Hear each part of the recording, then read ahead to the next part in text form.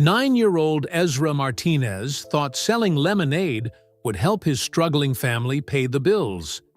He never expected 3 bullies on expensive bikes to destroy his stand and steal his money. But when a mysterious man in a black car started watching from across the street, everything changed. What this stranger did next would shock the entire neighborhood and reveal a secret that would turn Ezra's world upside down. This is the true story of how one boy's determination to help his family led to the most unexpected reunion of his life. That's Eve. July's sun blazed down on Maple Street in Bakersfield, California, making the cracked sidewalk shimmer like water. 9-year-old Ezra Martinez wiped sweat from his forehead as he dragged the old card table from their garage. His sneakers squeaked against the hot concrete, and his t-shirt already stuck to his back. "Careful with that table, mijo," his mom, Rosa, called from the front porch. She was getting ready for her second job of the day, smoothing down her work uniform. Dark circles shadowed her tired eyes, but she still smiled at her son. "Make sure it doesn't wobble." Ezra tested the table legs. One was shorter than the others, so he grabbed a folded napkin from his pocket and wedged it underneath. Perfect. He spread a bright yellow tablecloth over the surface, the same tablecloth his grandmother had used for birthday parties before she passed away last year. "Ezra, where did you put the pitcher?" 8-year-old Carmen bounced down the front steps, her summer camp backpack slung over one shoulder. Her dark curls were pulled back in 2 neat braids that Rosa had woven early that morning. "Right here." Ezra held up the big glass pitcher that used to hold sweet tea at family gatherings. Now it would hold something even more special. Fresh lemonade made from Grandma Elena's secret recipe. Carmen helped him arrange the paper cups in neat rows. They had bought the cups yesterday at the dollar store with money Rosa had scraped together from the change jar. 50 bright yellow cups that matched the tablecloth. "Remember," Carmen said, squeezing lemons with the intensity of a scientist, "Grandma always said the secret was to add just a tiny bit of mint. Not too much, or it tastes like toothpaste." Ezra nodded seriously. He had watched Grandma Elena make this lemonade dozens of times during hot summer afternoons when they lived in her little house across town, before Dad left, before money got tight, before Mom had to work 2 jobs just to keep them in their rental house on Maple Street. The memory stung, but Ezra pushed it away. Today was about moving forward, not looking back. He carefully measured sugar into the pitcher, then added fresh lemon juice and cold water from the tap. Carmen dropped in 2 small mint leaves from the plant. They grew in a coffee can on the kitchen windowsill. Ezra stirred with a long wooden spoon until the sugar dissolved completely. "Taste test," Carmen announced, dipping a clean finger into the mixture. She sipped and made a thinking face. More sugar. Ezra added another spoonful and stirred again. This time, when Carmen tasted it, she grinned. "Perfect. Grandma would be proud." Rosa appeared beside them, car keys jingling in her hand. "You two be careful out here. Stay where I can see you from Mrs. Chen's window." She pointed to the house next door, where she would be watching from while she got ready for her evening cleaning job downtown. "We will, Mom," Ezra promised. "Carmen's camp bus comes at noon, so she'll only be here for an hour." "And you'll pack up before I leave for work?" "Yes, ma'am." Rosa kissed both their foreheads. "I'm proud of you for working so hard to help our family. But remember, if anyone gives you trouble, you come inside immediately." After Rosa went next door to Mrs. Chen's house, Ezra and Carmen put the finishing touches on their lemonade stand. Ezra had spent 3 hours the night before, making colorful signs with Carmen's crayons. "Fresh lemonade, 50 cents!" proclaimed the biggest sign. decorated with pictures of yellow lemons and green mint leaves. A smaller sign read, "Made with love and Grandma's recipe." "First customer," Carmen pointed down the street. Mrs. Chen walked over from next door, moving, slowly, in the heat. She was 73 years old and had lived on Maple Street longer than anyone else. Her gray hair was pulled back in a neat bun, and she wore a light blue dress that matched her kind eyes. "Good morning, young entrepreneurs," she said with a slight accent that reminded Ezra of his grandmother. "I hear you're selling the famous Elena Martinez lemonade recipe." "Yes, ma'am," Ezra said politely. "Would you like to try some?" Mrs. Chen bought 2 cups, one for herself and one for her grandson, who was visiting from San Francisco. She sipped, carefully, then smiled wide. "This tastes exactly like your grandmother's lemonade," she said. "She made the best lemonade in all of Bakersfield." Ezra's chest swelled with pride. "Thank you, Mrs. Chen." She handed him a $1 bill. "Keep the change, dear. You're doing good work here." As Mrs. Chen walked back to her house, Ezra carefully folded the dollar and put it in the small metal box they used for money. $1. It wasn't much, but it was a start. Over the next 30 minutes, 3 more neighbors stopped by the stand. Mr. Garcia from the corner house bought lemonade for his family of 5. Mrs. Martinez, no relation, but they shared the same last name, bought 2 cups for her teenage sons. A jogger in bright running clothes stopped for a quick drink and complimented Ezra on his business skills. By the time Carmen's camp bus arrived, Ezra had made $4.50. He waved goodbye to his sister and counted the money again, organizing the bills and coins in neat piles. $4.50 might not seem like much to some people, but to Ezra, it represented hope. Hope that he could help his mom, pay for the car repair she needed. Hope that maybe they could afford school supplies when August came. Hope that hard work really did pay off, just like Grandma Elena always said. The sun climbed higher, and Maple Street grew quiet. Most people were inside their air-conditioned houses, waiting for the afternoon heat to pass. Ezra didn't mind. He sat behind his lemonade stand, making plans for tomorrow. Maybe he could make cookies to sell alongside the lemonade. Maybe he could expand to other streets in the neighborhood. His daydreams were interrupted by the sound of bicycle wheels on asphalt. 3 boys rode up the street, pedaling expensive mountain bikes that probably cost more than his mom made in a month. The boy in front was bigger than the others, with sandy blonde hair and a mean look in his green eyes. Ezra had seen him around the neighborhood before. He lived in one of the fancy houses on the other side of Riverside Drive, where the rich kids lived. The boy stopped his bike right in front of Ezra's stand and looked down at him with a smirk. "Well, well," he said, loudly enough for his friends to hear. "What do we have here?" Ezra's stomach tightened, but he managed to keep his voice steady. "Would you like some lemonade? It's 50 cents a cup." The boy laughed, but it wasn't a nice laugh. 50 cents for some kid's backyard lemonade? That's pretty expensive for sugar water. "It's made with my grandmother's recipe," Ezra said quietly. "It's really good." "Your grandmother's recipe?" The boy's voice turned mocking. "I bet your grandmother made lemonade for poor people who couldn't afford real drinks." Ezra felt his face get hot, but not from the sun.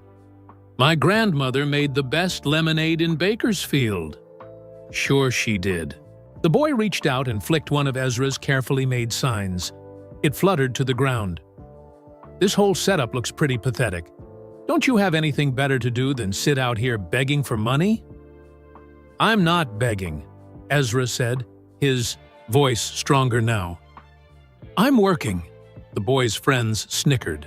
One of them, a redhead with freckles, reached over and knocked over the stack of paper cups. They scattered across the hot sidewalk. "Oops," the redhead said with fake innocence. Ezra quickly bent down to gather the cups, his heart pounding. As he knelt on the concrete, the blond boy leaned over him. "Here's some free advice, kid. This is our neighborhood now. Pack up this garbage and find somewhere else to play store." Ezra looked up at the three boys surrounding his lemonade stand. Their expensive bikes, their name-brand clothes, their confident sneers. Everything about them screamed that they had never worried about money or car repairs or helping their families survive. But Ezra had something they didn't have. He had Grandma Elena's recipe. He had his mother's work ethic. And he had a reason to fight. "This is a free country," Ezra said, standing up with the cups clutched in his hands.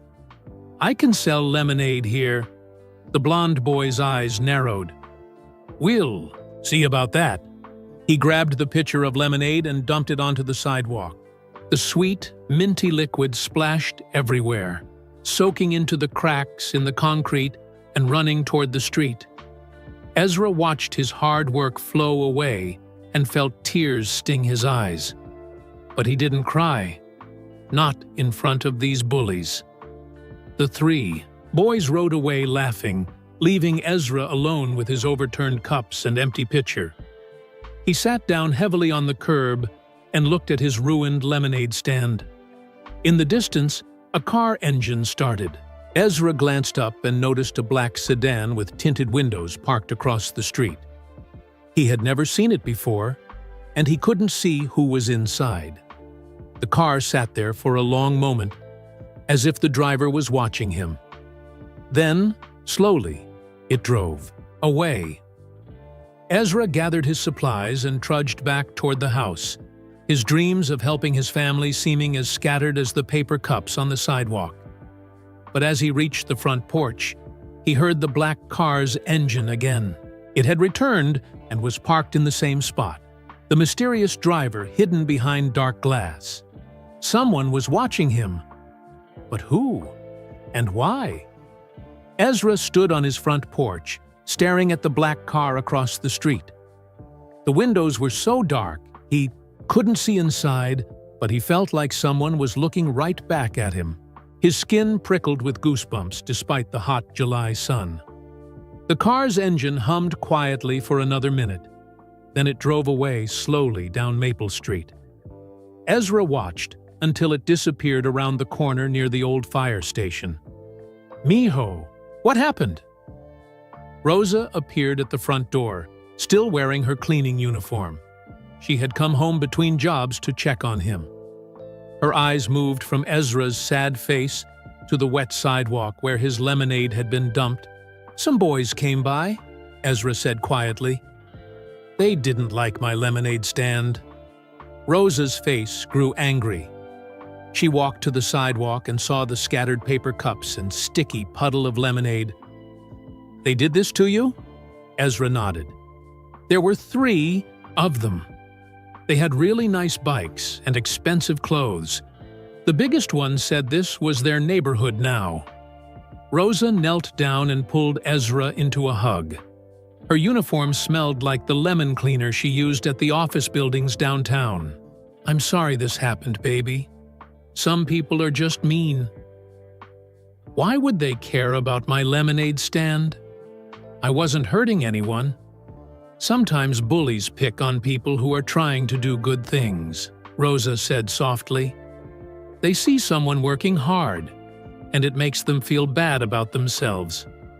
So they try to make that person feel bad too." Ezra pulled back from the hug. "But I was just trying to help our family." "I know you were, and I'm proud of you for that." Rosa stood up and brushed off her knees.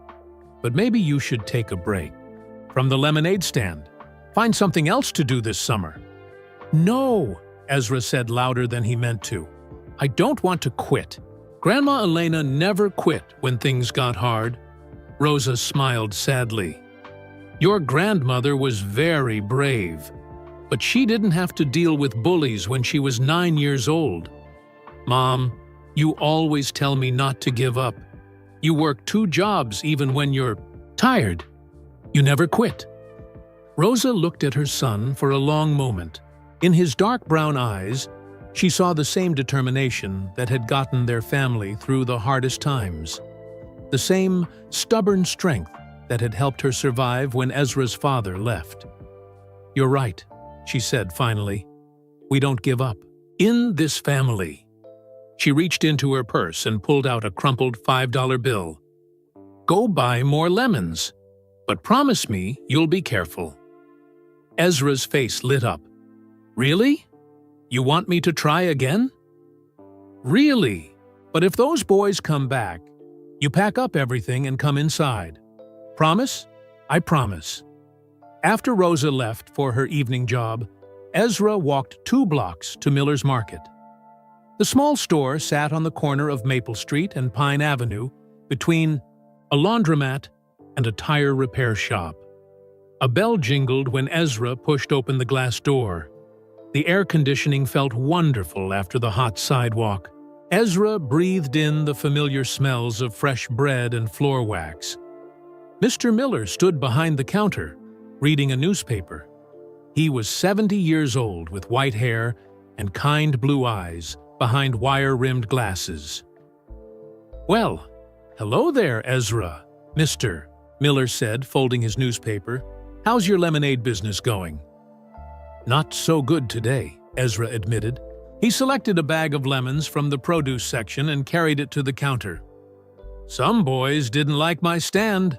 Mr. Miller's eyebrows rose. "Boys from the neighborhood? I think they live across town in the fancy houses. They had really expensive bikes." "Ah." Mr. Miller nodded like he understood something important. "Rich kids who think they own the whole town. Do you know them?" "I know the type. They come in here sometimes with their parents, act like they're better than everyone else." Mr. Miller rang up the lemons. "That'll be $3. Ezra handed over the $5 bill Rosa had given him. Mr. Miller made change, then did something unexpected. He reached under the counter and pulled out 2 more lemons. "These are free," he said, putting them in Ezra's bag. "For a young businessman who doesn't give up." "Thank you, Mr. Miller. But why are you helping me?" The old man leaned across the counter and spoke quietly. "Because I started my first business when I was 10 years old. Had a paper route that covered 6 blocks. Some older kids tried to steal my customers and beat me up when I wouldn't quit. What did you do?" "I kept delivering papers. Every single day, no matter what they did to me. You know what happened?" Ezra shook his head. "The customers started protecting me. They saw how hard I worked, and they didn't like seeing me get picked on. Pretty soon, those bullies had the whole neighborhood mad at them." Mr. Miller straightened up and smiled. "Real businessmen never quit, Ezra. Come back tomorrow, and I'll give you a deal on more lemons." Walking home, Ezra felt better than he had all day. Mr. Miller believed in him. His mom believed in him. He could do this. Back on Maple Street, he noticed the black car was parked in the same spot again. The mysterious driver seemed to be waiting for something, or someone. Ezra set up his lemonade stand again, this time closer to the front porch, where he could run inside quickly if needed. He mixed fresh lemonade with Grandma Elena's recipe, arranged new paper cups, and put out his colorful signs. Mrs. Chen came over immediately when she saw the stand was back. "Those boys came back?" she asked, looking worried. "Different boys." "Mean. Ones with expensive bikes." Mrs. Chen's face grew stern. "I saw them. Spoiled children who think money makes them special." She bought 2 cups of lemonade and gave Ezra an extra $1 for being brave. Over the next hour, 4 more neighbors stopped by. Word was spreading about what had happened, and people wanted to support Ezra. He sold 8 cups of lemonade and made $6. But his happiness didn't last long. The sound of bicycle wheels on asphalt made his stomach drop. The three boys were back, and this time they had brought friends. 5 expensive bikes surrounded his lemonade stand. The blonde boy from earlier smiled meanly. "I thought I told you to pack up this junk." "This is a public sidewalk," Ezra said, trying to keep his voice steady. "I have a right to be here." "Rights?" The boy laughed. "You don't have any rights. Poor kids like you should know their place." One of the new boys, a tall kid with dark hair, reached over and knocked Ezra's money box to the ground. Coins scattered across the sidewalk. "Stop it!" Ezra dropped to his knees, trying to gather his money. The redhead from yesterday poured fresh lemonade onto the ground again. "Oops! Clumsy me!" Ezra stood up with coins clutched in his fists. Tears of anger and frustration filled his eyes, but he blinked them back. "Why are you doing this? I never did anything to you." The blonde boy stepped closer. "Because this is our town, our neighborhood, and we don't want trash like you making. It looked bad." He shoved Ezra hard in the chest. Ezra stumbled backward and fell, scraping his elbow on the concrete. The pain shot up his arm, and this time he couldn't stop the tears. The boys laughed and started to ride away, but the blonde boy turned back. "Stay down where you belong," he called out. "And if I see this lemonade stand again, you'll get worse than a scraped elbow." They pedaled away, leaving Ezra sitting on the hot sidewalk with blood on his arm and his second batch of lemonade soaking into the concrete. Across the street, the black car's engine started, but instead of driving away, it moved closer. The driver pulled up right in front of Ezra's house and rolled down the passenger window just a crack. Ezra couldn't see the person inside, but he heard a man's voice, deep and concerned. "Are you okay, son?" Ezra wiped his eyes and nodded. "Yes, sir. Those boys shouldn't have done that to you." "I know, sir." The window rolled up again, and the car drove away. But this time, Ezra noticed something. As the mysterious driver pulled away from the curb, his hand reached out the window and dropped something small onto the sidewalk near Ezra's broken stand. Ezra limped over and picked it up. It was a white envelope with his name written on it in neat handwriting. His heart pounded as he tore it open. Inside was a $20 bill and a note that made his hands shake. "For a young businessman who refuses to give up, tomorrow will be better. A friend." Ezra stared at the money and the note. $20 was more than he had made in both days combined. But who was this mysterious friend, and how did he know Ezra's name? As Ezra looked down the street where the black car had disappeared, one question echoed in his mind. Who was watching over him? And why did they care so much about a 9-year-old boy's lemonade stand? His elbow throbbed where he had scraped it on the concrete. Blood had dried on his skin, making his arm feel stiff. But the $20 bill in his hand seemed to make the pain fade away. Someone out there believed in him. Someone thought his lemonade stand was worth protecting. Ezra limped to the front porch and sat down heavily on the wooden steps. The envelope felt smooth between his fingers as he read the note again. "For a young businessman who refuses to give up, tomorrow will be better. A friend." The handwriting was neat and careful, like someone had taken time to make each letter perfect. It reminded Ezra of how his father used to write, back when his father still lived with them and helped with homework at the kitchen table. The front door creaked open behind him. Carmen peeked out, her summer camp backpack still on her shoulders. "Ezra, why are you sitting out here? And why is there lemonade all over the sidewalk again?" Ezra quickly folded the $20 bill and slipped it into his pocket. He didn't want Carmen to worry about the bullies or ask too many questions about the mysterious money. "Just cleaning up," he said. "How was camp today?" Carmen sat down next to him and noticed the scrape on his elbow. "You're hurt! What happened?" "I fell down. It's not bad." But Carmen had sharp eyes for an 8-year-old.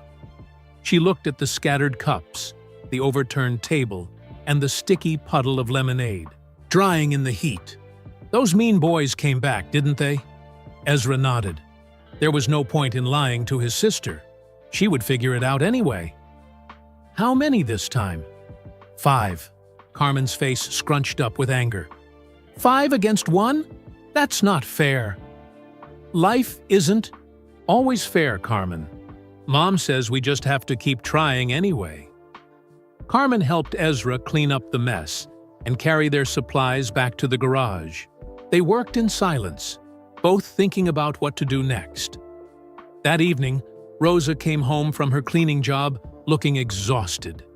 Her uniform was wrinkled, and her shoes made soft squeaking sounds on the kitchen floor. She had been on her feet for 12 hours straight.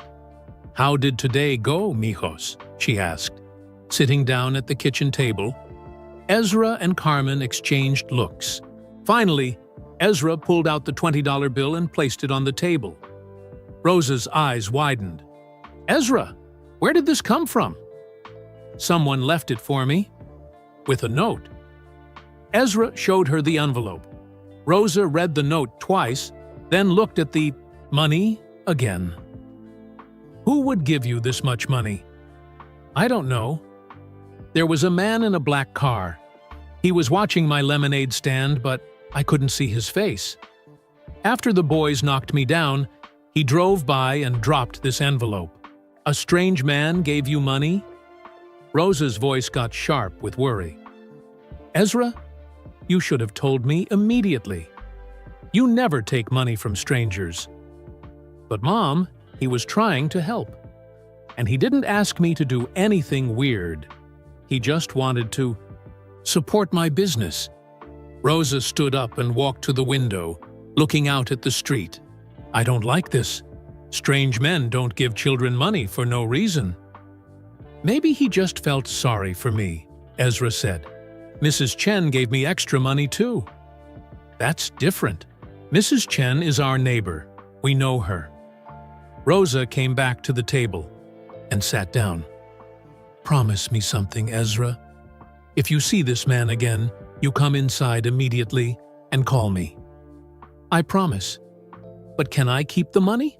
I want to buy better supplies for my lemonade stand." Rosa looked at the $20 bill for a long time. Finally, she sighed. "We'll keep it for now. But if this man tries to contact you again, we're calling the police." The next morning was Saturday. Rosa didn't have to work until evening, so she decided to help Ezra with his lemonade stand. They walked to Miller's Market together, and Rosa was amazed at how much supplies they could buy with $20. Fresh lemons, real sugar instead of the cheap stuff, and even some strawberries to make strawberry lemonade, Rosa said, loading groceries into their cart. "Your mysterious friend certainly gave you enough money to do this, right?" Mr. Miller smiled when he saw them at the checkout counter. "Starting big today, are we?" "Someone gave Ezra money to expand his business," Rosa explained. "That's wonderful. This boy deserves all the support he can get." Mr. Miller bagged their groceries carefully. "You know, I've been thinking, what if I put a sign in my window advertising Ezra's lemonade stand? Bring you some customers from the other side of town." Ezra's face lit up. "Really? You would do that?" "Of course. Good businesses help each other succeed." Back home, Ezra and Rosa spent the morning preparing for the biggest lemonade stand Maple Street had ever seen. They made 3 different flavors: regular lemonade with Grandma Elena's recipe, strawberry lemonade with fresh berries, and mint lemonade with extra herbs from their kitchen plant. Rosa helped Ezra make new signs with poster board and colorful markers. Fresh lemonade, 3 flavors, and made with love and the best ingredients. They even made a small sign that said, "Thank you for supporting young entrepreneurs." By noon, they had everything set up on the card table under the shade of their small front yard tree. 3 pitchers of lemonade sparkled in the sunlight like liquid gems. "This looks professional," Rosa said, stepping back to admire their work. Almost immediately, customers started arriving. Mrs. Chen brought her grandson from San Francisco, who bought strawberry lemonade and told Ezra it was better than anything he could get in the big city. Mr. Garcia came by with his wife and bought drinks for their whole family. Even Mrs. Patterson from 3 houses down walked over with her 2 teenage sons. "I heard about what's been happening to you," Mrs. Patterson said quietly to Ezra. "Those boys should be ashamed of themselves. Here's $5. Keep the change." In the first hour, Ezra sold 12 cups of lemonade and made $18. He had never seen so much money from his own work. But his happiness was interrupted by a familiar sound: bicycle wheels on asphalt. This time, 6 boys rode up to his stand. The blonde leader looked angrier than ever. His green eyes were cold as ice when he saw the expanded lemonade operation. "I thought I made myself clear yesterday," he said, getting off his bike. But today was different. Rosa stood next to Ezra, her arms crossed and her eyes flashing with protective fury. "And I'm making myself clear today," she said, in a voice that could cut glass. "If you touch my son or his lemonade stand, I'll call the police and your parents." The boy laughed. "My dad owns half this town, lady. The police won't do anything to me. We'll see about that." Just then, the black car appeared again. It pulled up slowly and parked across the street in the same spot as before. The engine idled quietly, and once again, Ezra couldn't see who was inside. But this time, something was different. The driver's side door opened slightly, and a man's hand became visible, resting on the doorframe. The hand was large and strong, with a small scar across the knuckles. Ezra stared at that hand, and a strange feeling washed over him. He had seen that scar before, somewhere in his memories. But where? The blonde boy noticed the car too and seemed nervous. "Come on, guys," he said to his friends. "Let's get out of here." They rode away quickly, but not before the leader shouted over his shoulder, "This isn't over!" The black car sat there for another minute. Then the door closed, and it drove away. But as it passed Ezra's house, the passenger window rolled down just enough for something small to flutter out onto the sidewalk. After the car disappeared, Ezra ran to pick up what had been dropped. It was another envelope, but this one was different.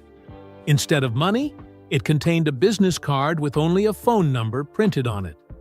On the back, someone had written in the same neat handwriting, "Call if you need help. Your friend." Ezra showed the card to his mother. Rosa studied it carefully, her face growing pale. "Ezra," she said slowly, "that handwriting, it looks familiar." "Familiar how?" Rosa didn't answer. She just stared at the card with a strange expression, like she had seen a ghost. "Mom? What's wrong?" "Nothing, mijo. I'm probably just imagining things." But her voice sounded shaky, and she kept looking down the street where the black car had gone. That night, as Ezra counted his money before bed, $23 total. He couldn't stop thinking about his mother's reaction to the business card. She knew something about their mysterious helper, something she wasn't telling him. He pulled out the card and stared at the phone number. Should he call? What would he say? And why did his mother look so scared when she saw the handwriting? Outside, his bedroom window, Maple Street was quiet and dark. But somewhere out there, Ezra knew, Someone was watching over him. Someone who cared enough to help a 9-year-old boy achieve his dreams. The question was, who? Ezra turned the business card over and over in his hands, studying every detail. The paper was thick and expensive, the kind used by important businesses. The phone number was printed in small, neat letters, and below it, someone had written, "Call, if you need help," in the same careful handwriting as the first note. But it was his mother's reaction that puzzled him most. When Rosa saw the card, her face had gone white as milk. Her hands had trembled when she touched it. She definitely recognized something, but she wouldn't say what. Sunday morning arrived with gray clouds hanging low over Bakersfield. The air felt heavy and thick, like rain was coming. Rosa had left early for her grocery store job, and Carmen was still asleep in her bed, with her favorite stuffed elephant tucked under her arm. Ezra sat at the kitchen table, eating cereal and staring at the business card propped against the milk carton. Should he call the number? What if it was some kind of trick? But then again, the mysterious person had already given him money and scared away the bullies twice. Maybe they really were trying to help. He was still thinking about it when Mrs. Chen knocked on the front door. "Good morning, Ezra," she said. When he answered, "I wanted to check on you before you set up your stand today." "I'm okay, Mrs. Chen." "Thank you." She looked at the dark clouds gathering overhead. "Looks like we might get a storm later. Maybe you should wait until this afternoon to start selling." Ezra had thought about that too, but Sunday was usually a good day for lemonade sales. Families were home from church, kids were playing outside, and people liked to sit on their porches and relax. "I think I'll try for a few hours this morning," he said. "If it starts to rain, I'll pack up quick." Mrs. Chen smiled. "You're a determined young man. Your grandmother would be very proud." After she left, Ezra spent an hour setting up his stand. He arranged 3 pitchers of fresh lemonade on the card table, put out stacks of paper cups, and displayed his colorful signs. The business card stayed in his pocket, but he could feel it there like a small weight against his leg. By 10 o'clock, he had sold 6 cups to neighbors heading home from early church services. The money clinked satisfyingly in his metal box, mostly quarters and dollar bills, but each one represented his hard work. Then he heard the sound that made his stomach clench. Bicycle wheels on asphalt. But this time, it wasn't just 3 or 5 boys. 7 kids on expensive bikes rode up, Maple Street in a pack, with the blonde boy leading them like a general commanding an army. Ezra's hands started to shake. 7 against 1 wasn't fair, but he had learned that bullies didn't care about fairness. They only cared about making other people feel small and scared. The blonde boy got off his bike and walked straight to Ezra's lemonade stand. Up close, Ezra could see that his name was probably expensive. His shirt had a fancy polo player logo, his shoes looked brand new, and even his bike probably cost more than Rosa made in a month. "I thought I told you to stay away from this neighborhood," the boy said. His voice was calm, but his green eyes were angry. "This is where I live," Ezra replied, trying to keep his voice steady. "I have a right to be here." "Rights?" The boy laughed, and his friends joined in. "Poor kids like you don't have rights. You have what we let you have." One of the other boys, a tall kid with dark hair, stepped forward. "Tyler's being nice to you, little boy. He could make things much worse." So the blonde boy's name was Tyler. Ezra filed that information away in his mind, though he wasn't sure why it mattered. "I'm not bothering anyone," Ezra said. "I'm just selling lemonade." "You're bothering us," Tyler replied. "This cheap garbage makes the whole street look trashy. Rich people are starting to move into this neighborhood, and we don't want them to. See? This He waved his hand at Ezra's stand like it was something disgusting. "My lemonade isn't garbage," Ezra said, his voice getting stronger. "It's made with my grandmother's recipe, and people like it." "Your grandmother probably made lemonade for poor people who didn't know any better," Tyler sneered. "Real people buy drinks from real stores." That was too much. Ezra felt anger bubble up in his chest like a shaken soda bottle. "Don't talk about my grandmother. She was a better person than you'll ever be." Tyler's face went red. "How dare you talk to me like that?" He grabbed the nearest pitcher of lemonade and raised it over his head. "Maybe I should dump this on you instead of the ground." Ezra closed his eyes and waited for the cold liquid to hit him. His heart pounded so hard he could hear it in his ears. But the lemonade never came. "I wouldn't do that if I were you." The voice was deep and calm, but it carried the kind of authority that made everyone stop and listen. Ezra opened his eyes and saw a man standing about 10 feet away. He was tall, maybe 6 feet, with broad shoulders and graying dark hair. He wore a simple black t-shirt and jeans, but something about the way he stood made him seem important. His face was serious, but not mean, and his dark brown eyes reminded Ezra of someone, though he couldn't quite remember who. Tyler lowered the pitcher, but didn't put it down. "Who are you? This isn't your business." "I'm making it my business," the man said quietly. He pulled out a cell phone. "I've been watching you boys for 3 days. I have videos of everything you've done to this young man." The other boys started, looking nervous. A few of them moved closer to their bikes, ready to escape if needed. "So what?" Tyler said, but his voice wasn't as confident as before. "We're just kids. You can't do anything to us." The man smiled, but it wasn't a friendly smile. "I know exactly who you are, Tyler Brooks. Your father is David Brooks, who owns Brooks Construction Company. Your mother is Jennifer Brooks, who sits on the school board." Tyler's face went pale. "How do you know that?"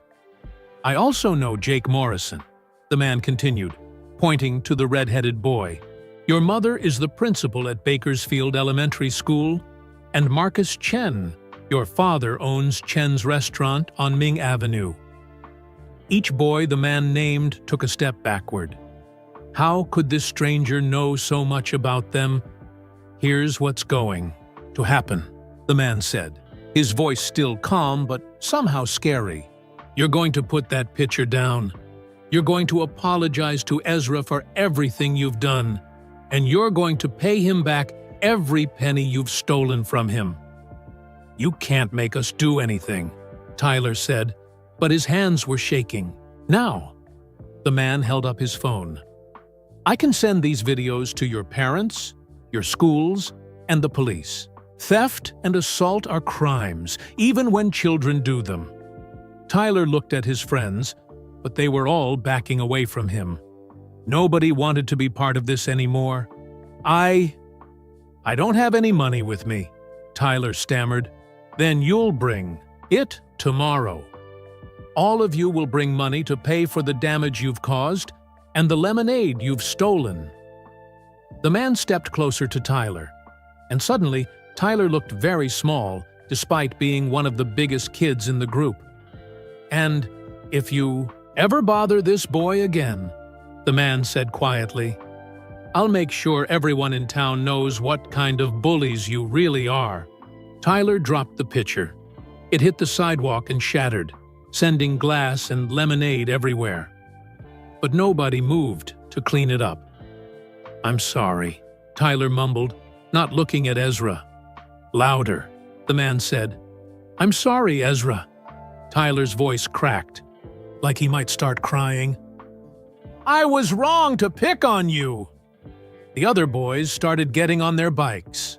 Tyler followed them. But before he rode away, he pulled some crumpled dollar bills from his pocket and threw them on the ground near Ezra's stand. "There's your money," he said, then pedaled away as fast as he could. After the boys disappeared, around the corner, Ezra bent down to pick up the money and the broken glass. The man knelt beside him to help. "Are you hurt?" the man asked gently. "No, sir. Thank you for helping me." Up close, Ezra could see that the man had a small scar across him. His knuckles, just like the hand he had seen reaching out of the black car. This was definitely his mysterious protector. "What's your name?" Ezra asked. The man paused for a moment, like he was deciding how much to tell. "You can call me Miguel," he said finally. Miguel. The name hit Ezra like a lightning bolt. His father's name had been Miguel. But that was impossible. His father had left 2 years ago and never come back. "Miguel Martinez?" Ezra whispered. The man's face went very still. "How did you know my last name?" Ezra stared into the man's dark brown eyes, eyes that looked exactly like his own, and felt his world turn upside down. "Because," Ezra said, his voice barely a whisper, "Miguel Martinez is my father's name." Thunder rumbled overhead, and the first fat raindrops began to fall. But neither of them moved to go inside. They just stood there in the gathering storm, father and son, staring at each other after 2 long years apart. Finally, Miguel spoke. "Hello, Ezra. I've missed you so much." The raindrops fell harder now, making dark spots on the concrete around them. Ezra stood frozen, staring at the man who claimed to be his father. Miguel looked older than Ezra remembered. There were lines around his eyes and gray streaks in his dark hair, but those eyes were definitely the same ones Ezra saw in old family photos. "You're really my dad?" Ezra's voice came out small and shaky. Miguel nodded, his own eyes filling with tears. "Janos, I know I look different. It's been 2 years since you've seen me. But you left us. Mom said you didn't want to be a family anymore." Miguel's face crumpled with pain. "Oh, Ezra, I never wanted to leave you. I never stopped wanting to be your father." The rain was coming down steadily now. Miguel glanced at the lemonade stand getting soaked. "Let's get this inside before it's ruined. Then we can talk." Together, they quickly gathered the pitchers, cups, and signs. Miguel lifted the heavy card table like it weighed nothing, and they carried everything to the covered front porch. Ezra's hands shook as he stacked the wet paper cups, partly from the cold rain and partly from the shock of seeing his father again. Once they were under the porch roof, an awkward silence fell between them. Ezra didn't know what to say. For 2 years, he had imagined what he would do if his father came back. Sometimes he pictured himself angry and yelling. Sometimes he imagined running away.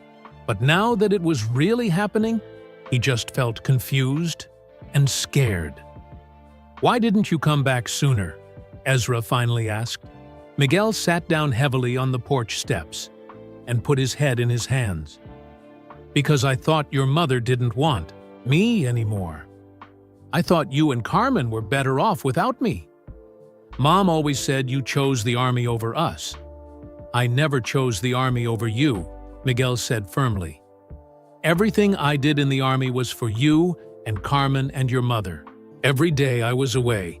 I was working to make money, so our family could have a better life." Ezra sat down on the steps next to his father, but not too close. "Then why did you send those divorce papers?" Miguel looked up sharply. "What divorce papers?"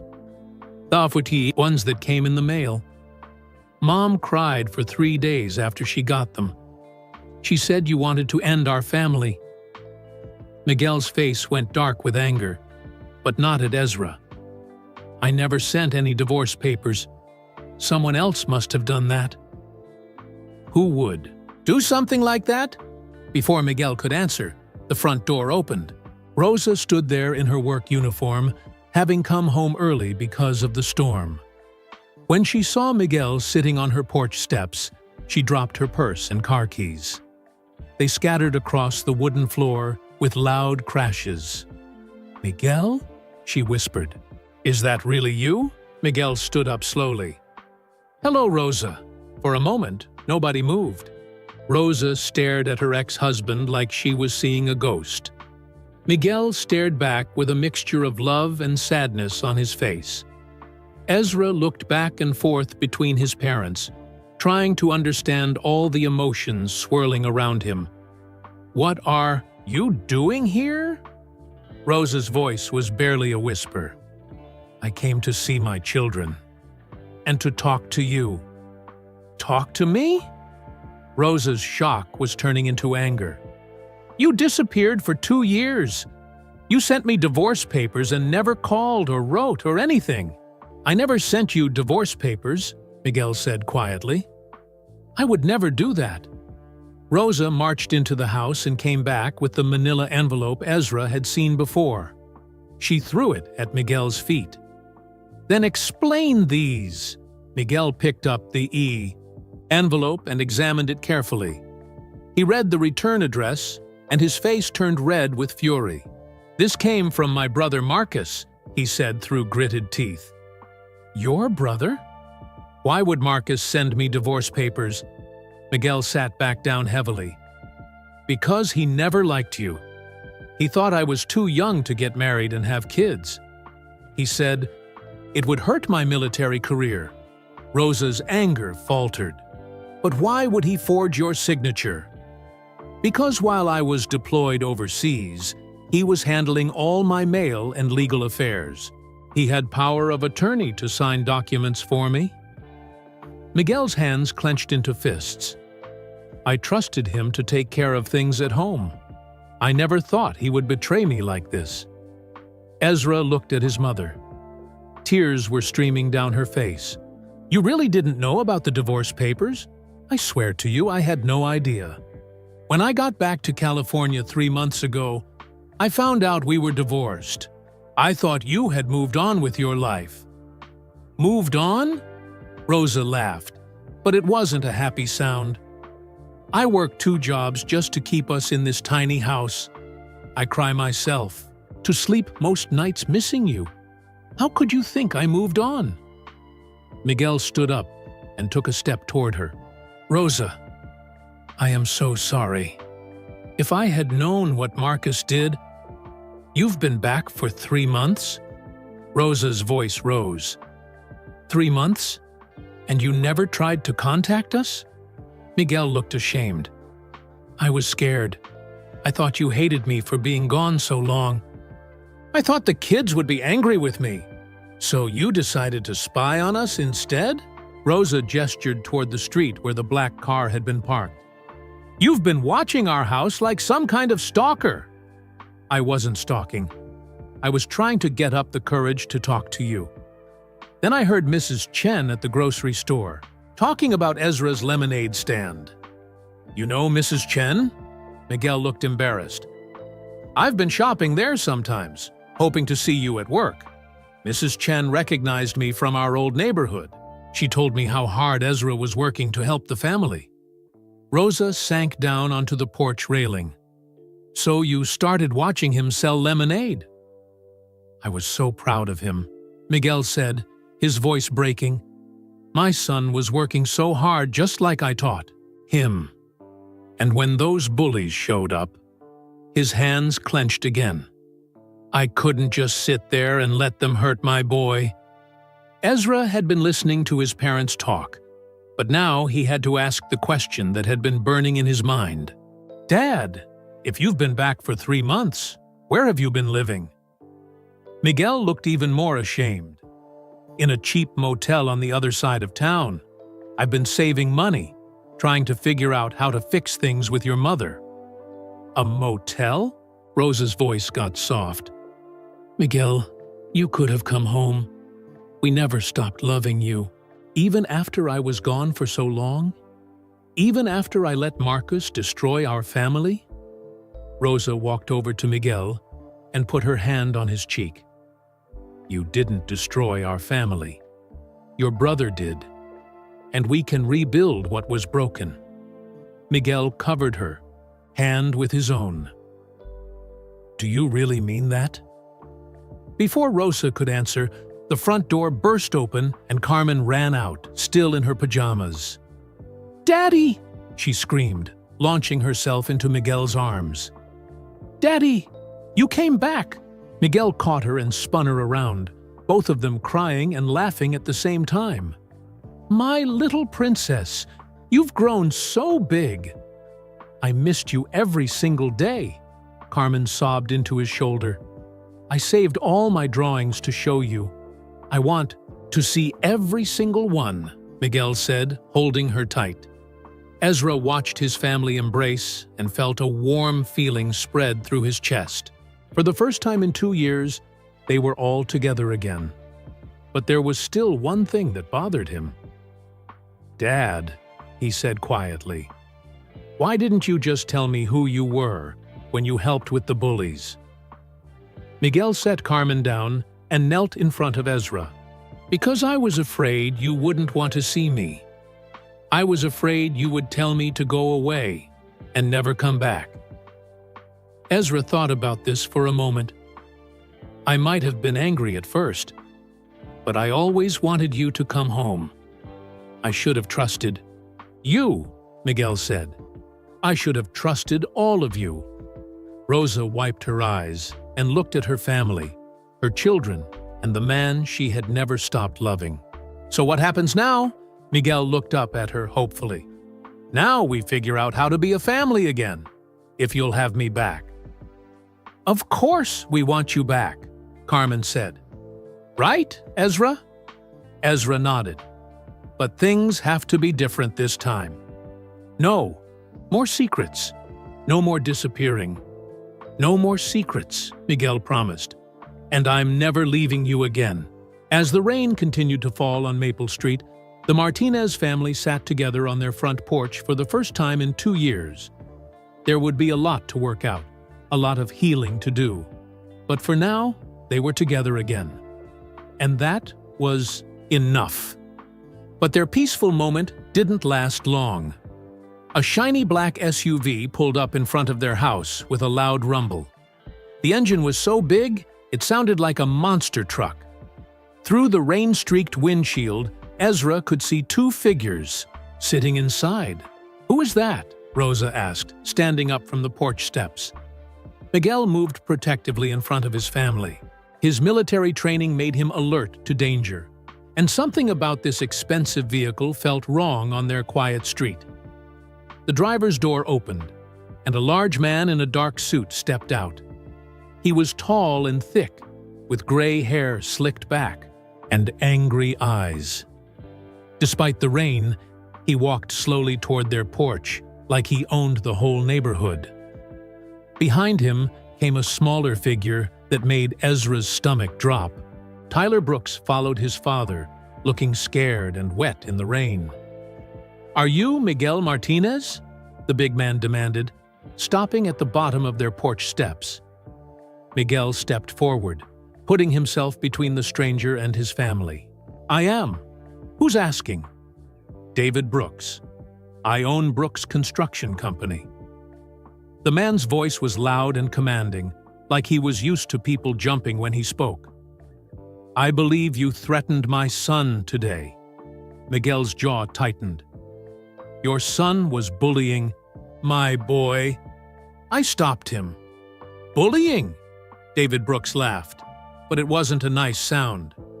"Boys will be boys. A little roughhousing never hurt anyone." Rosa stepped up beside Miguel. "Your son pushed my child down and made him bleed. He stole money and destroyed property. That's not roughhousing. That's assault and theft." David Brooks looked Rosa up and down like she was something dirty on his shoe. "And you are?" "I'm Rosa Martinez, Ezra's mother." "Ah." Brooks smiled coldly. "The woman who works at Patterson's Grocery and cleans office buildings at night. I know all about you." The way he said it made Rosa feel small, like there was something wrong with working hard to support her family. But Miguel put his arm around her shoulders. "There's nothing wrong with honest work," Miguel said firmly. "Of course not," Brooks replied. "But there is something wrong with letting your children harass decent families." Harass? Ezra couldn't stay quiet anymore. "I was just selling lemonade." Brooks turned his cold eyes on Ezra.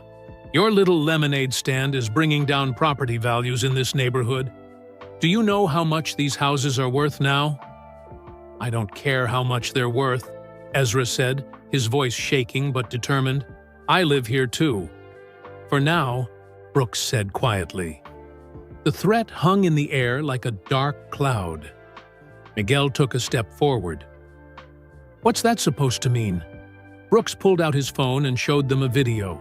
It was security footage from somewhere nearby, showing Miguel confronting Tyler and his friends at the lemonade stand. "This shows you threatening children," Brooks said, "intimidating minors. The police would be very interested in this video." "That video shows me protecting my son from bullies," Miguel replied. "Any parent would do the same thing." "Would they? Even a parent with a questionable military record?" Miguel's face went pale. "What are you talking about?" Brooks smiled like a shark. "I did some research on you, Martinez. Seems you weren't exactly an honor student in the Army. Something about disobeying orders and putting other soldiers at risk?" Rosa gasped. She had never heard this story before. "That's not what happened," Miguel said quietly.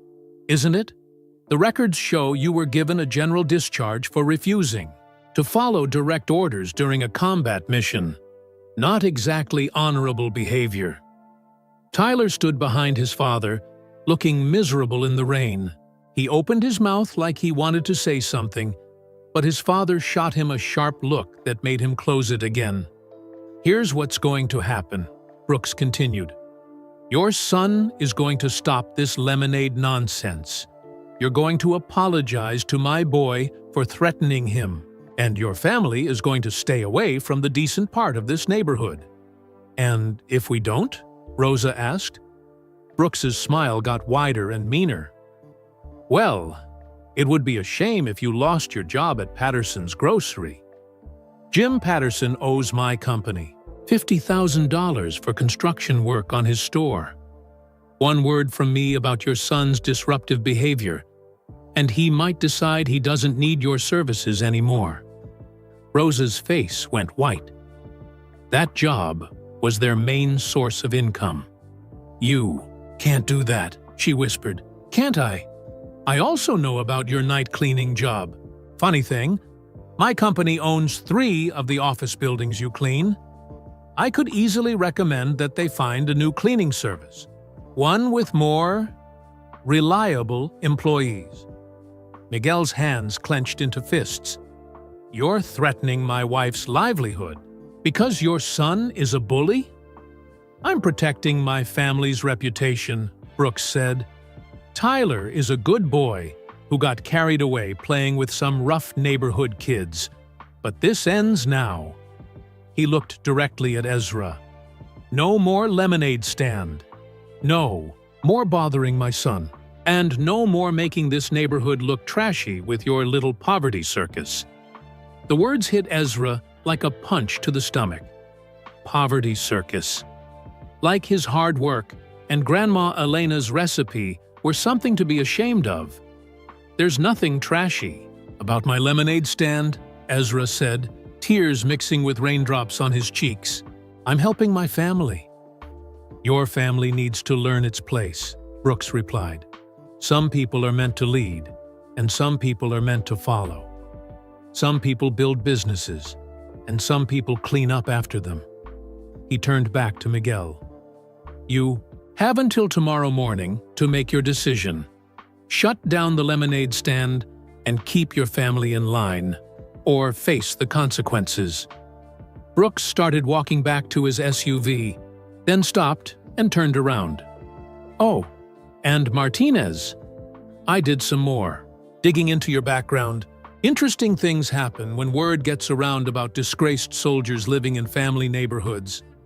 People start to worry about property values, about safety, about the kind of influences they want around their children. Miguel's face went rigid. "Are you threatening to spread lies about me?" "I don't need to spread lies. The truth is damaging enough." Brooks opened his car door. "Dishonorable discharge speaks for itself." "It wasn't dishonorable," Miguel shouted. "I saved a man's life." But Brooks was already getting into his SUV. Tyler climbed into the passenger seat, looking back at Ezra with something that might have been guilt in his eyes. As the expensive vehicle drove away, the Martinez family stood on their porch in stunned silence. The rain continued to fall, but now it felt cold and harsh instead of cleansing. "Miguel," Rosa said slowly, "what did he mean about your military discharge?" Miguel sank down onto the porch steps and put his head in his hands. "I didn't want you to find out this way." "Find out what?" "I wasn't dishonorably discharged," Miguel said quietly. "But I wasn't honorably discharged either." Ezra sat down next to his father. "What happened, Dad?" Miguel was quiet for a long moment, watching the rain run off the porch roof in steady streams. "We were on a mission in Afghanistan," he finally said. "My commanding officer ordered us to leave a wounded soldier behind because it was too dangerous to go back for him." "What did you do?" Carmen asked softly. "I disobeyed the order. I went back and carried that soldier to safety." Miguel's voice was barely a whisper. "He lived because I went back for him. He has a wife and 2 little girls who still have their father because I broke the rules." Rosa knelt down in front of Miguel and took his hands. "You did the right thing." "The army didn't think so. They said I put the whole squad at risk by disobeying orders. They gave me what's called a general discharge. Not honorable, but not dishonorable either." "You're a hero, Dad," Ezra said firmly. "You saved someone's life." Miguel looked up with tears in his eyes. "But now, Brooks is going to use it against us. He'll twist the truth and make me sound like a criminal. People will believe him because he has money and power." Rosa stood up, her face set with determination. "We're not going to let him bully us. Rosa, he can destroy our lives. He can get you fired from both jobs. He can turn the whole neighborhood against us. Then we'll fight back. How? We don't have money, or lawyers, or powerful friends." Rosa looked at her husband and children with fire in her eyes. "We have something better than money. We have each other.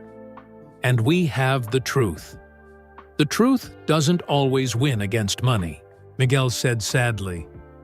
"Maybe not," Rosa replied. "But we're not going to find out by giving up." As the storm continued to rage around them, the Martinez family huddled together on their small porch, facing the biggest fight of their lives. David, Brooks had money, power, and connections. But the Martinez family had love, determination, and each other. The question was, would that be enough? That night, Ezra couldn't sleep. He lay in his small bed, listening to the rain tap against his window and thinking about David Brooks' angry face. The man's threats echoed in his mind like a scary movie that wouldn't end. What if Mom really lost her jobs? What if they had to move away from Maple Street? What if Dad decided it was too dangerous to stay with them and left again? Ezra rolled over and looked at his alarm clock. The red numbers glowed 2:47 a.m. He had been trying to fall asleep for 3 hours, but every time he closed his eyes, he saw Brooks's mean smile and heard his cold voice saying, "Poverty circus." A soft sound from the living room made Ezra sit up. Someone was awake downstairs. He crept to his bedroom door and opened it just a crack. His parents were sitting at the kitchen table talking in whispers. Mom had made coffee even though it was the middle of the night. Dad held a piece of paper in his hands. Probably his military discharge papers. "We could leave Bakersfield," Miguel was saying. "Start over somewhere else where Brooks can't hurt us." "Running away won't solve anything," Rosa replied. "And this is our home. Ezra and Carmen have friends here. I have jobs here. Jobs that Brooks can take away with one phone call." Rosa reached across the table and took Miguel's hand. "Then we'll find new jobs, better jobs." "Rosa, you don't understand how powerful men like Brooks operate. They have friends everywhere, in the police department, city hall, the school board. He could make life impossible for us." Ezra had heard enough. He tiptoed back to bed, but sleep still wouldn't come. His parents were scared, really scared, and if they were scared, maybe the family should be scared too. The next morning dawned bright and clear, as if the storm had washed all the clouds away.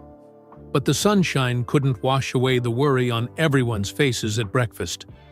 "I'm not going to work today," Rosa announced, setting a bowl of cereal in front of Carmen. "I called in sick to both jobs." "Mom, you never call in sick," Carmen said.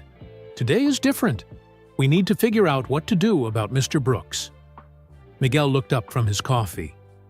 "Maybe I should go talk to him. Try to work something out." "No," Rosa said firmly. "He'll just threaten you again. We need a better plan." A knock at the front door interrupted their conversation. Through the window, Ezra could see Mrs. Chen standing on their porch with a plate covered in aluminum foil. "Good morning, dear," Mrs. Chen said when Rosa opened the door. "I brought homemade cookies for the children." "That's very sweet of you, Mrs. Chen, but may I come in? I have something important to discuss with your family." Rosa stepped aside, and Mrs. Chen entered the kitchen. She was dressed nicely, like she was going somewhere important, and her usually cheerful face looked serious. "I heard about David Brooks' visit yesterday," she said, without waiting to be asked. "Word travels fast on Maple Street." Miguel frowned. "How did you hear about that?" "My neighbor Mrs. Patterson saw the whole thing from her window. She was very upset." Mrs. Chen set down her plate of cookies and looked directly at Miguel. "She also recognized you." "Recognized me?" Mrs. Chen smiled. "She's not just a neighbor, Mr. Martinez. She's also a retired attorney who spent 20 years helping families fight powerful bullies." Ezra nearly choked on his cereal. "Mrs. Patterson is a lawyer. Was a lawyer. Now she's a very angry neighbor who doesn't like seeing good families get threatened." Mrs. Chen pulled out her phone. "She asked me to bring you this." The phone showed a text message with a phone number and the words, "Tell the Martinez family to call me immediately. I have information about Brooks that could help them. Margaret Patterson, attorney at law, retired." Rosa stared at the phone. "She wants to help us?" "More than that. She's organizing the whole neighborhood to help you." Before anyone could ask what that meant, another knock came at the door. This time it was Mr. Miller from the market, carrying a thick folder under his arm. "Good morning, folks. Mrs. Chen said you might need some assistance with a certain Mr. Brooks." Behind Mr. Miller came 3 more neighbors Ezra recognized. The Garcia family from the corner house, Mrs. Washington from across the street, and young Mrs. Kim, who had just moved in last month. "What's going on?" Miguel asked, looking confused. Mrs. Chen grinned. "The neighborhood meeting, of course. We called it last night after we heard about Brooks's threats." "You called a meeting about us?" Rosa's voice was small with embarrassment. "We called a meeting about Brooks," Mr. Miller corrected. "You're just the latest family he's tried to push around." Mrs. Garcia, a plump woman with kind eyes, stepped forward.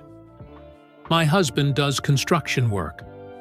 Brooks hired him last year to build a deck, then refused to pay the full amount. He said the work wasn't good enough, but he never gave us a chance to fix anything. He did the same thing to my cousin, Mr. Miller added. Contracted him to paint an office building, then complained about the color and demanded half the money back. Mrs. Washington nodded angrily. And he's been trying to buy up all the small houses on this street so he can tear them down and build expensive ones.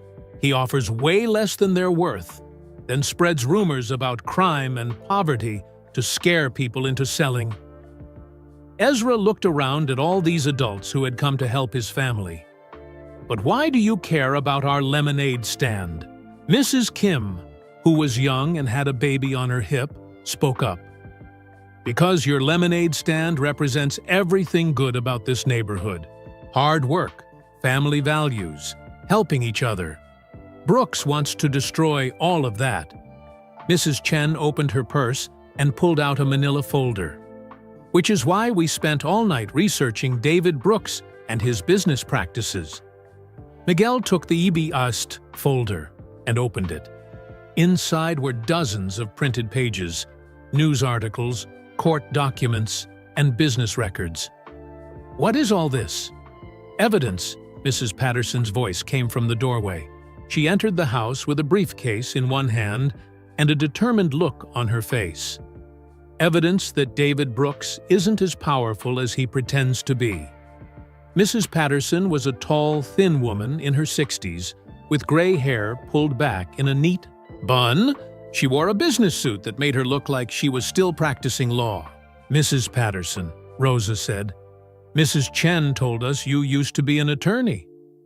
I was a legal aid attorney for 23 years. I specialized in helping working families fight wealthy people who thought they could push them around. She opened her briefcase and pulled out more documents.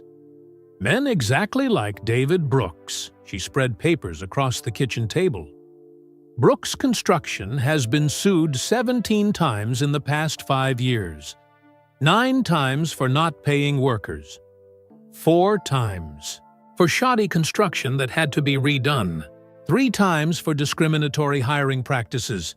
And once for environmental violations. Miguel picked up one of the court documents. He lost most of these cases. He settled most of them out of court to avoid bad publicity. But the records are public. Mrs. Patterson pointed to a newspaper clipping. This article from last month shows that the city is investigating his company for overbilling on municipal contracts. What does all this mean? Ezra asked. Mrs. Patterson smiled. It means Mr. Brooks has a lot more to worry about than one little boy's lemonade stand. And it means he's made a lot of enemies in this town. She pulled out her phone and showed them a list of contacts. I spent this morning calling everyone Brooks has cheated or threatened in the past year. Guess how many of them want to help bring him down? How many? Carmen asked wide-eyed. All of them. Rosa sank into a chair. I can't believe you're all doing this for us. We're not just doing it for you, Mr. Miller said. We're doing it for everyone Brooks has hurt, and everyone he might hurt in the future. Mrs. Patterson sat down across from Miguel and Rosa. Here's what I propose. Instead of hiding from Brooks, we go on the offensive. We file complaints with the city about his business practices. We contact the families he's cheated and organize them to demand justice. And we make sure everyone in Bakersfield knows exactly what kind of man David Brooks really is. But he threatened Rosa's jobs, Miguel said. He could destroy our lives. Mrs. Patterson smiled. That's where Mr. Miller comes in. Mr. Miller grinned. My sister owns the cleaning company Rosa works for at night. She's been looking for a reason to drop Brooks's buildings from her contracts because he's always late paying his bills. And my brother owns Patterson's Grocery, Mrs. Patterson added. He's been wanting to fire Brooks Construction ever since they did such poor work on his store renovation. Rosa's eyes widened. Your brother owns the grocery store where I work? He does. And when I told him about Brooks's threats, he was furious. Nobody intimidates his employees. Miguel shook his head in amazement. So Brooks can't get Rosa fired? Not only can't he get her fired, Mrs. Patterson said, but both companies are prepared to give her raises and better hours if she needs them. Ezra felt hope bubbling up in his chest like shaken soda. So we can fight back? We can do more than fight back, Mrs. Patterson said, her eyes sparkling with determination. We can win! Mrs. Chen clapped her hands together. Which brings us to the most important part of our plan. What's that? Rosa asked. Tomorrow is the Bakersfield Summer Festival downtown, Mrs. Chen explained. Thousands of people come to shop at the vendor booths and enjoy the food trucks. Mrs. Patterson smiled. And thanks to my connections at City Hall, Ezra Martinez just got approved for a vendor permit to sell lemonade at the festival. Ezra's mouth fell open. Really? Really? We're going to show David Brooks and the whole town what a real young entrepreneur looks like. As Ezra looked around the kitchen at all the neighbors who had come to help his family, he felt something he hadn't felt in a long time. Hope. Maybe love and determination really could beat money and power. But first, they had to survive whatever David Brooks would do when he found out they weren't giving up. The real fight was just beginning. Saturday morning arrived with golden sunshine and the smell of fresh bread from the bakery downtown. The Bakersfield Summer Festival was in full swing by 8 a.m., with families walking between colorful vendor booths and children laughing on carnival rides. Ezra stood behind his official festival booth, wearing his best polo shirt and a huge smile. His lemonade stand had never looked so professional. Mrs. Patterson had helped him order a real banner that read, "Grandma Elena's Famous Lemonade, Made with Love." 3 large dispensers held his special recipes: classic lemonade, strawberry, lemonade, and the new mint lemonade that had become everyone's favorite. "This is amazing," Carmen said, helping arrange cups and napkins. She wore a matching polo shirt and had convinced Rosa to let her braid ribbons in her hair for the special day. Miguel and Rosa stood behind the booth with proud smiles, watching their son's dream come true on a scale he had never imagined. The festival permit had cost $50, but Mrs. Patterson had paid for it as an investment in young entrepreneurship. "Look at all these people," Rosa marveled, watching families stream past their booth. "I can't believe how many are stopping to buy lemonade." In the first 2 hours, Ezra had sold 43 cups of lemonade and made $32. Every customer complimented his recipes, and several asked for his business card, which Mrs. Chen had helped him print at the local copy shop. "Young man," said an elderly woman with a cane, "this is the best lemonade I've tasted in 60 years. Reminds me of what my grandmother used to make." "Thank you, ma'am. It is my grandmother's recipe." The woman bought 4 cups to take to her. "Friends?" And Ezra carefully counted his money again. $38. More than he had ever made in a single day. But his happiness was interrupted by a commotion near the festival entrance. A security guard was arguing with someone, and Ezra could hear raised voices over the cheerful festival music. "I don't care what your permit says," a familiar angry voice shouted. "That boy doesn't belong at this festival." Ezra's stomach dropped. David Brooks was pushing through the crowd, his face red with fury. Tyler followed behind him, looking embarrassed as people stared at his father's loud behavior. "Sir, you need to calm down," the security guard said. "The young man has a valid vendor permit." "That permit was obtained fraudulently," Brooks yelled. "This is a quality festival for respectable businesses, not some charity case for poor kids." Miguel stepped forward as Brooks approached their booth. "Is there a problem here, Brooks?" "You're the problem, Martinez." Brooks pointed an angry finger at Miguel. "I told you to shut down this lemonade nonsense." A crowd was gathering now, drawn by the shouting. Festival-goers stopped shopping to watch the confrontation. Ezra noticed several people pulling out phones to record what was happening. "The boy has every right to be here," Rosa said firmly.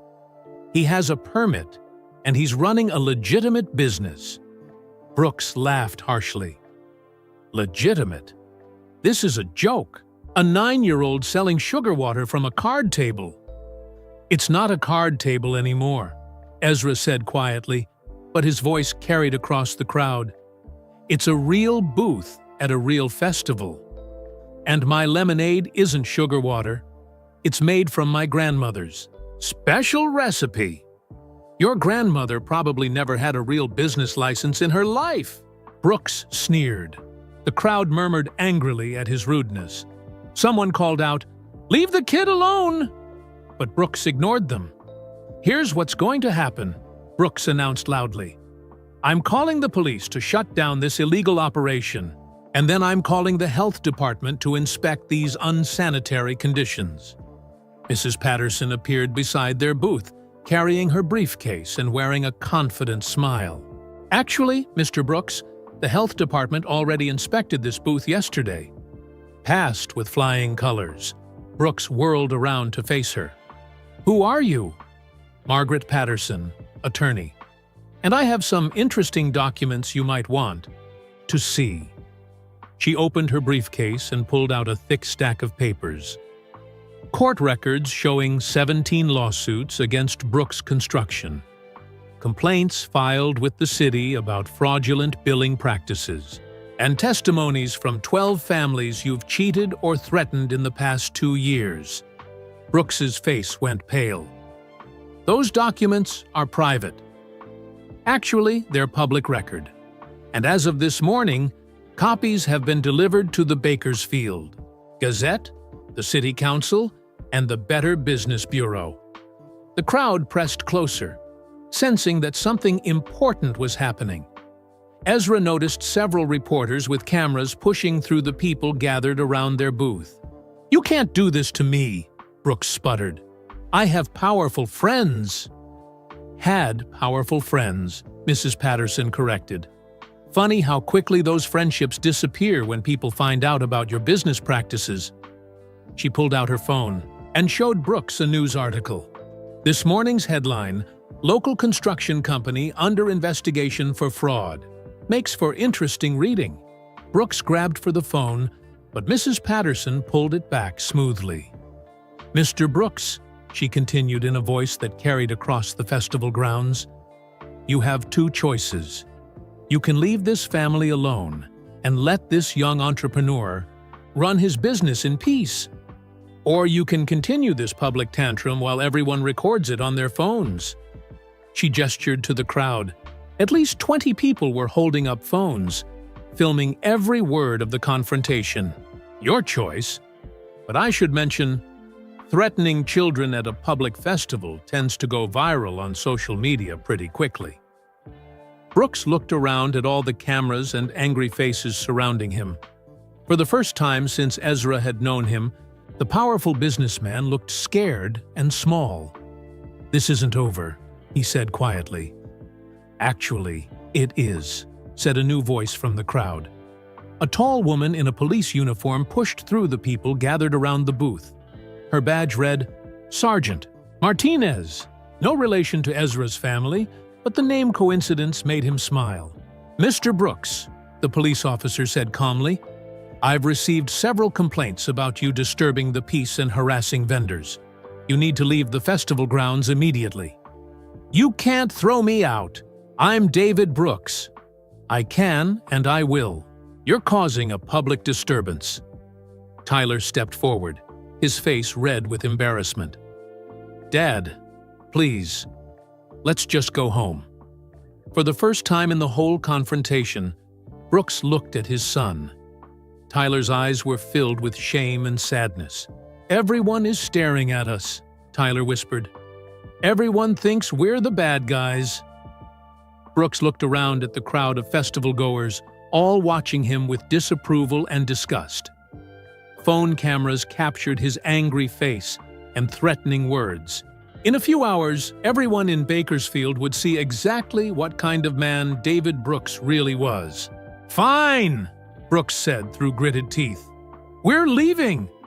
As he turned to go, Tyler broke away from his father and approached Ezra's booth. The crowd fell silent, watching to see what would happen. "Ezra," Tyler said quietly, "I'm really sorry for everything I did to you, and for what my dad just did." He pulled a $20 bill from his pocket and put it on the counter. "Can I have a cup of lemonade? I've never actually tried it." Ezra stared at Tyler for a moment, then poured a cup of his classic lemonade and handed it to the boy who had bullied him for so long. Tyler sipped it carefully, then smiled. The first real smile Ezra had ever seen on his face. "This is really good," Tyler said. "Your grandmother must have been an amazing cook." "She was," Ezra replied. "She always said the secret ingredient was kindness." Tyler nodded and looked back at his father, who was standing at the edge of the crowd looking furious and defeated. "I have to go," Tyler said. "But maybe sometime we could be friends instead of enemies?" "I'd like that," Ezra said, and he meant it.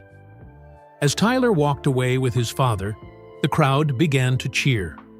People rushed to Ezra's booth to buy lemonade and congratulate him on standing up to the neighborhood bully.